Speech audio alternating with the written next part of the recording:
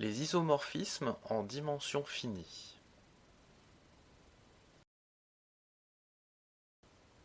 Avant que nous commencions, j'aimerais revenir quelques instants sur l'espace vectoriel réduit au vecteur nul. Je vous rappelle que nous avions posé par convention que la dimension de l'espace vectoriel réduit à 0 était égale à 0. Mais on pourrait se poser la question, existe-t-il des espaces vectoriels qui ne soient pas réduits à 0 et dont la dimension est malgré tout 0? Et la réponse c'est non, parce que si vous prenez E un K-espace vectoriel qui n'est pas réduit à 0, je vous rappelle que cet espace vectoriel admet toujours une base. Et comme il admet une base, il y aura au moins un élément dans cette base, c'est-à-dire que le cardinal de la base sera plus grand que 1. Et donc la dimension de l'espace vectoriel sera lui aussi plus grand que 1, puisque la dimension c'est le cardinal d'une base de l'espace vectoriel. Autrement dit, le seul espace vectoriel qui soit de dimension 0, eh bien, c'est l'espace vectoriel réduit au vecteur nul. On a donc l'équivalence suivante. La dimension de E est égale à 0 est équivalent à E est égal à l'espace vectoriel réduit au vecteur nul. Vous allez le voir, on va le rencontrer très souvent, d'où l'importance de cette remarque.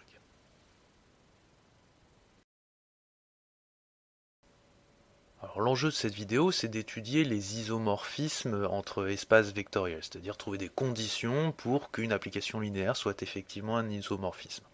Alors je vous rappelle rapidement, une application linéaire est injective si et seulement si son noyau est réduit au vecteur nul, elle est surjective si et seulement si son image est égale à l'espace vectoriel d'arrivée, et on dit qu'une application est un isomorphisme si elle est linéaire et bijective. Alors si on revient à l'étymologie du terme isomorphisme, isomorphisme ça veut dire qu'il a la même forme.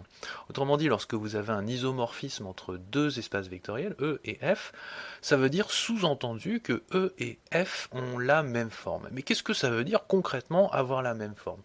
Eh bien, c'est le théorème suivant qui va nous renseigner sur le sujet. Notre théorème dit la chose suivante. Si vous prenez une application linéaire entre deux espaces vectoriels grand E et grand F qui sont de dimension finie, vous avez l'implication suivante. Si la dimension de l'espace de départ, ici c'est grand E, est différente de la dimension de l'espace d'arrivée, ici c'est grand F, alors vous ne pouvez pas avoir d'isomorphisme, c'est-à-dire que F n'est pas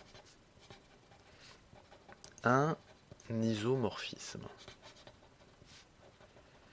Ou bien, si vous préférez, F n'est pas bijective.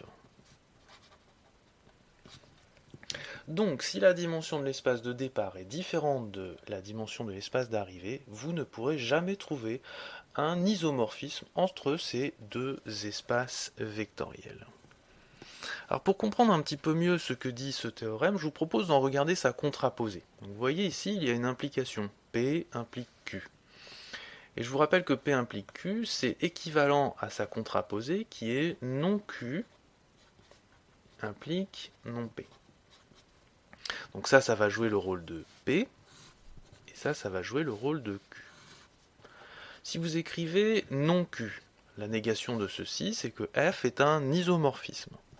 F iso doit impliquer non P, c'est-à-dire la négation de ceci, donc l'inégalité va devenir une égalité. Dimension de E est égale à dimension de F. Donc dire qu'il y a un isomorphisme entre E et F, ça implique que la dimension de grand E est égale à la dimension de grand F. Et quand on voit ça, eh bien on va pouvoir interpréter le terme isomorphisme. Isomorphisme, ça veut dire même forme, et avoir la même forme, eh bien ça voudra dire, dans le cas de l'algèbre linéaire, avoir la même dimension. Voilà ce que dit notre théorème. Alors maintenant on va démontrer ce théorème. Je vais vous en exposer très rapidement la stratégie. Donc stratégie de la démonstration.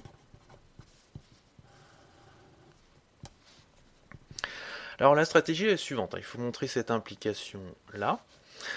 Or, la condition qui est ici, dimension de E est différente de dimension de F, eh bien, elle est équivalente à deux choses. Soit la dimension de E est strictement plus petite que la dimension de F, donc ça sera la première partie de la démonstration. Regardez ce qui se passe dans cette situation-là. Soit la dimension de E est strictement plus grande que la dimension de grand F. Donc ça sera la deuxième partie de la démonstration. Et qu'est-ce qui va se passer dans la preuve? Eh bien, on va montrer que dans cette condition-là, eh bien, F ne sera pas bijective, pas iso, c'est la même chose, et que dans cette situation-là, eh bien, à nouveau, F ne sera pas bijective non plus.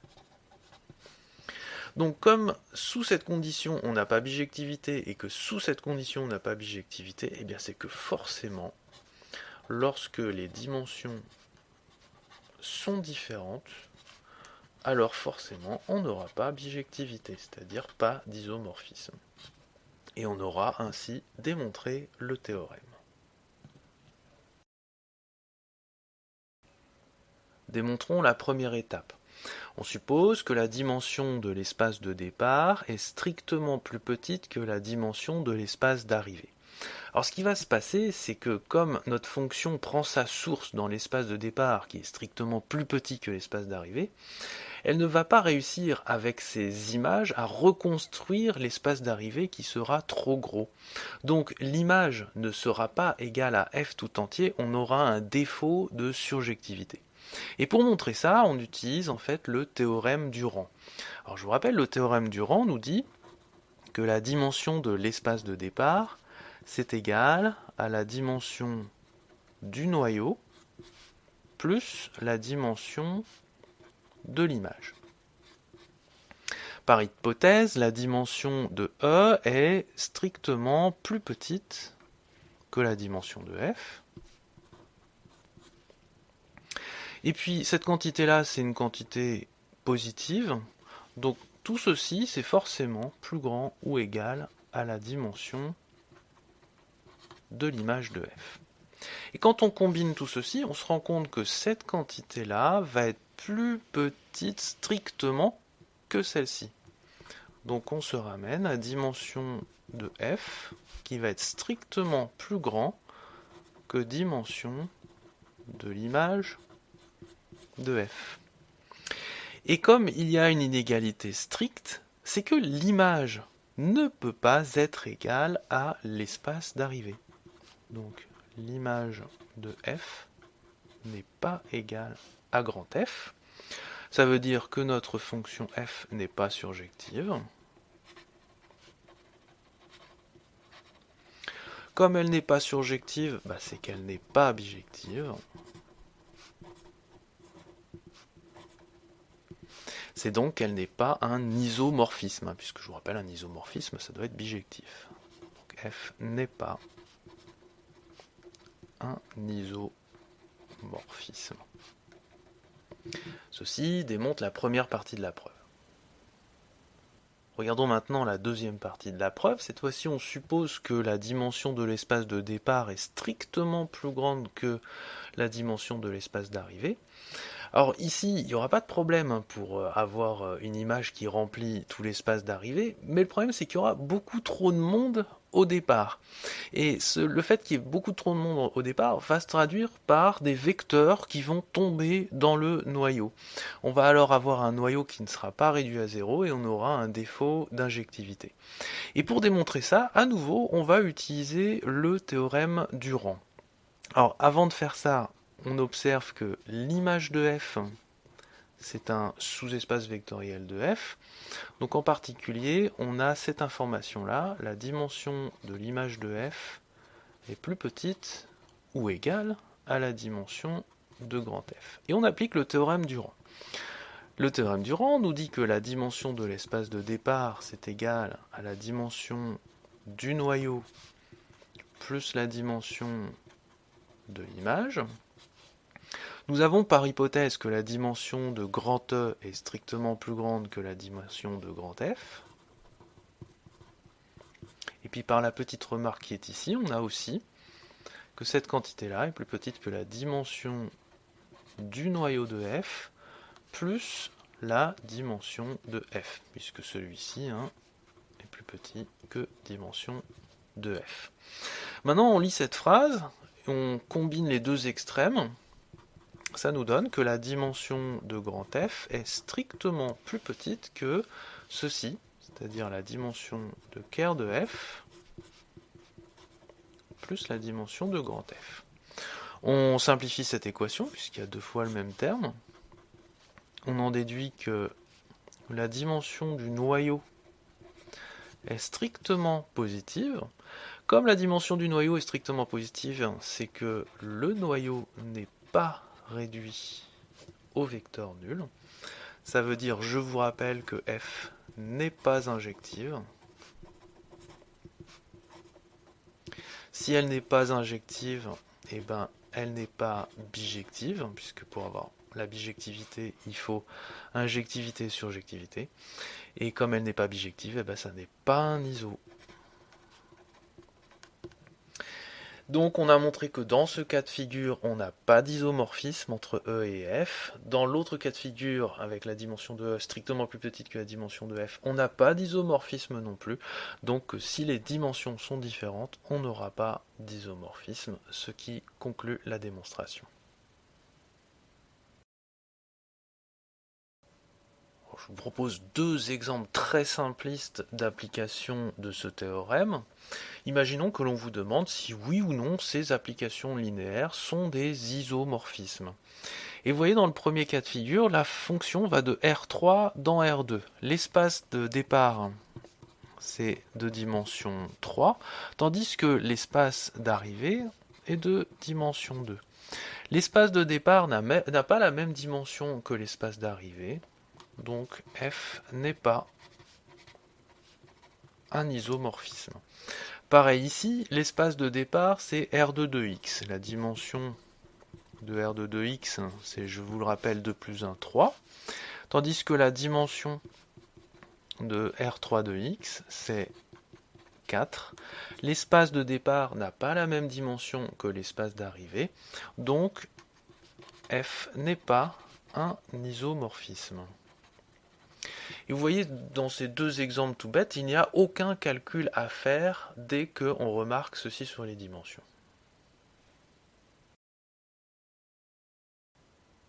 Vous l'aurez compris, si deux espaces vectoriels n'ont pas la même dimension, vous ne trouverez jamais un isomorphisme entre les deux. Mais est-ce qu'on ne peut pas dire quelque chose de plus si les dimensions sont égales? Et la réponse c'est oui, c'est le théorème suivant qui nous le dit. Si vous prenez deux espaces vectoriels de dimension finie et qui ont même dimension, et si vous prenez une application linéaire entre ces deux espaces vectoriels, alors vous avez les deux équivalences suivantes. F est un isomorphisme si et seulement si elle est injective. Autrement dit, le caractère injectif va impliquer automatiquement le caractère iso. On ne sera pas obligé de montrer la surjectivité. Et on a une autre équivalence, le caractère iso est équivalent au caractère surjectif. Autrement dit, dès que vous avez la surjectivité, vous avez automatiquement un isomorphisme. Vous ne serez pas obligé de montrer l'injectivité. Alors on va démontrer ce théorème, donc là on a trois caractères, caractère iso, caractère injectif et caractère surjectif. Et il y a des implications qui sont immédiates, puisque si vous avez un isomorphisme, vous avez automatiquement une bijection, c'est-à-dire une injection et une surjection. Donc vous avez 1 implique 2 et 1 implique 3, et ça c'est par définition. Donc par définition. La question c'est les implications dans l'autre sens. Donc nous on va devoir montrer 2 implique 1, c'est-à-dire injectif implique iso, et 3 implique 1, c'est-à-dire surjectif implique iso.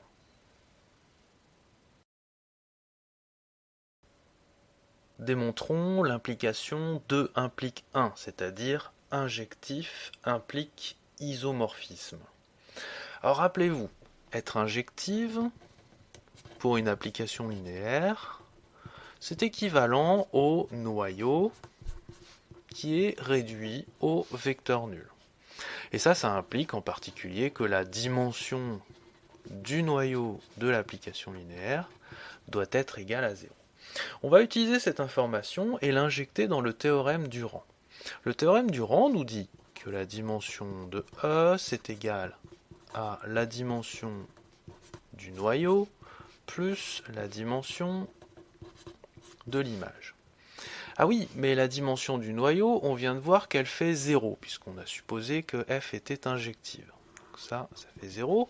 Ça implique donc que la dimension de E est égale à la dimension de l'image de f. Mais rappelez-vous, par hypothèse, la dimension de E est égale à la dimension de f. Donc ça implique que la dimension de f est égale à la dimension de l'image de f. Or, l'image de f, c'est un sous-espace vectoriel de l'espace d'arrivée, donc de grand F. D'autre part, d'après ce qu'on vient de voir, la dimension de l'image de f est égale à la dimension de f. Or, on a vu un théorème que si on avait cette inclusion et l'égalité des dimensions, c'est que les deux espaces sont égaux. L'image de f est égale à grand F. Et ça, c'est exactement la surjectivité. Donc f est surjective. Alors qu'est-ce qu'on vient de montrer? Qu'une application linéaire injective va impliquer qu'elle est surjective. Donc on a ceci. F inj implique f inj évidemment et f surge. Ça veut donc dire qu'elle est bijective, ça veut donc dire que c'est un isomorphisme.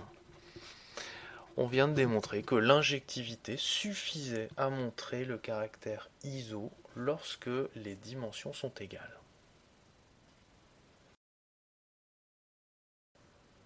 Nous avons montré qu'une application linéaire injective est un isomorphisme. Maintenant, montrons qu'une application linéaire surjective est également un isomorphisme. Alors partons du caractère surjectif. F surjective. Nous savons que c'est équivalent à dire que l'image de cette application est égale à l'espace d'arrivée, c'est-à-dire grand F. Donc on en déduit que la dimension de l'image de petit f est égale à la dimension de grand F. Utilisons ça dans le théorème du rang. Le théorème du rang nous dit que la dimension de l'espace de départ, c'est égal à la dimension du noyau de f plus la dimension de l'image de f. La dimension de l'image de f, c'est dimension de grand F. Donc je remplace, ça fait dimension de E qui est égale à la dimension du noyau plus la dimension de grand F. Mais rappelez-vous, par hypothèse, la dimension de grand F, c'est égal à la dimension de grand E. Donc c'est aussi équivalent à dire que la dimension de E est égale à la dimension du noyau de F plus la dimension de E. J'ai juste remplacé ceci par dimension de E puisqu'ils sont égaux. Je simplifie. Ça me donne que la dimension du noyau de f est égale à 0. Et rappelez-vous, le seul espace vectoriel de dimension nulle, eh bien c'est l'espace vectoriel réduit au vecteur nul. Donc ça veut aussi dire que le noyau est égal à l'espace vectoriel réduit au vecteur nul. Et ça, je vous rappelle que c'est la caractérisation de l'injectivité. Donc f est injective. Alors, qu'est-ce qu'on a montré? Que si f est surjectif, alors, bien sûr, elle sera toujours surjective, mais en plus, elle sera injective. Ça veut donc dire qu'elle sera bijective, c'est-à-dire que ce sera un isomorphisme. On a donc montré que le caractère injectif impliquait le caractère isomorphisme, et ceci finit de démontrer le théorème.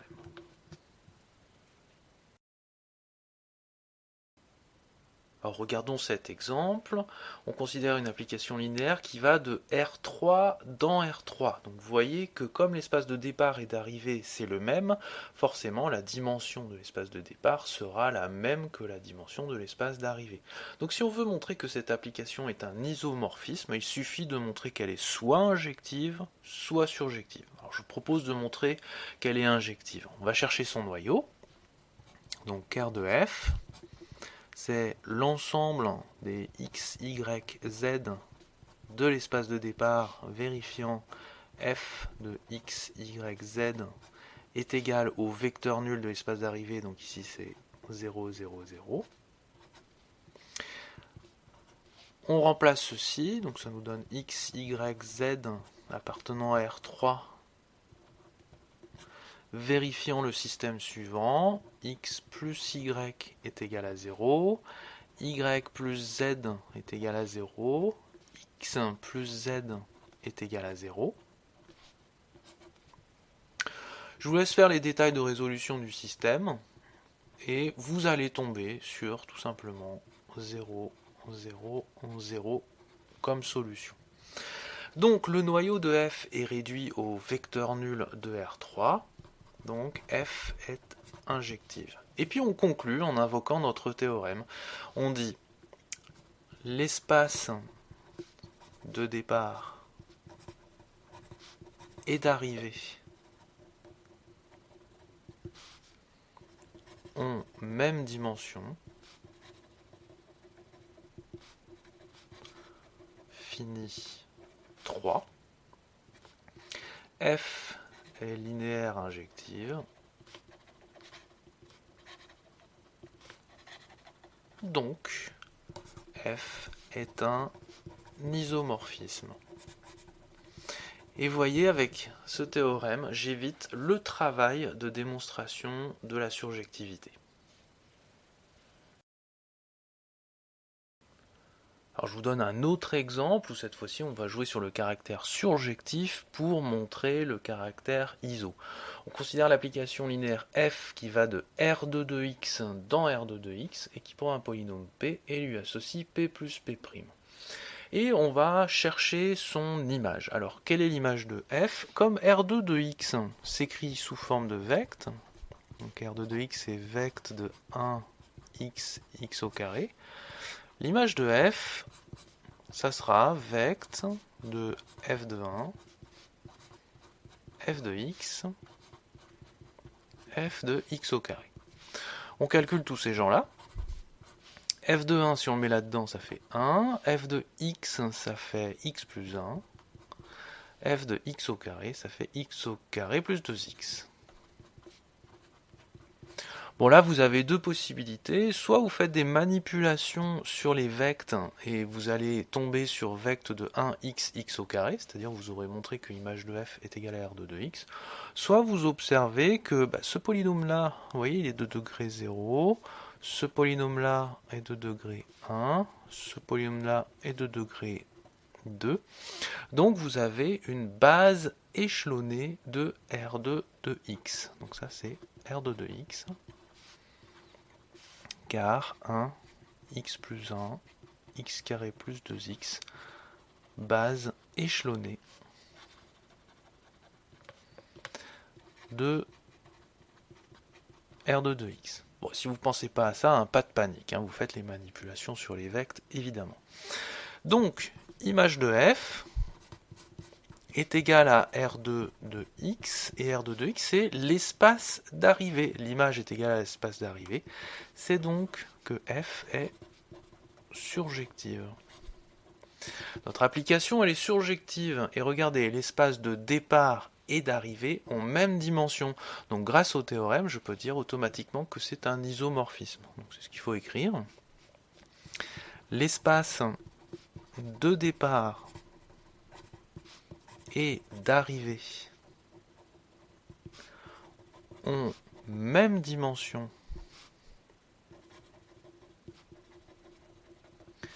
fini. Alors ici la dimension vaut 3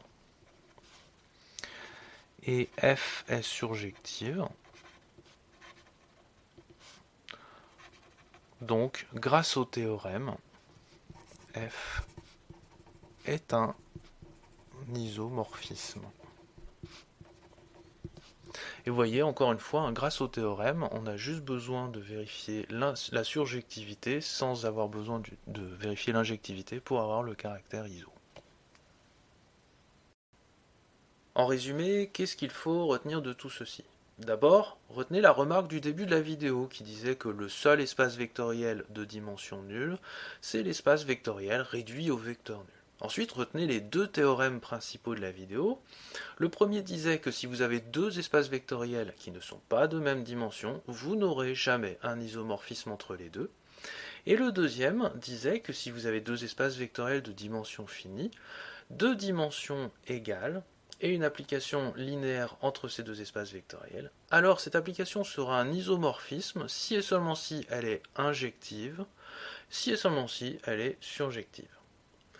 D'un point de vue méthodologique, si vous voulez montrer qu'une application linéaire est un isomorphisme, regardez d'abord les dimensions des espaces vectoriels de départ et d'arrivée. Si les dimensions sont différentes, ne cherchez pas, vous n'aurez pas un isomorphisme. Ensuite, si les dimensions sont égales, eh bien, il suffira de montrer soit le caractère injectif, soit le caractère surjectif pour avoir le caractère iso, ce qui permettra en fait de gagner du temps. Petite remarque tout de même, ces résultats sont valables en dimension finie. On peut avoir des choses qui ne fonctionnent pas bien en dimension infinie. Donc ne sortez pas trop des clous.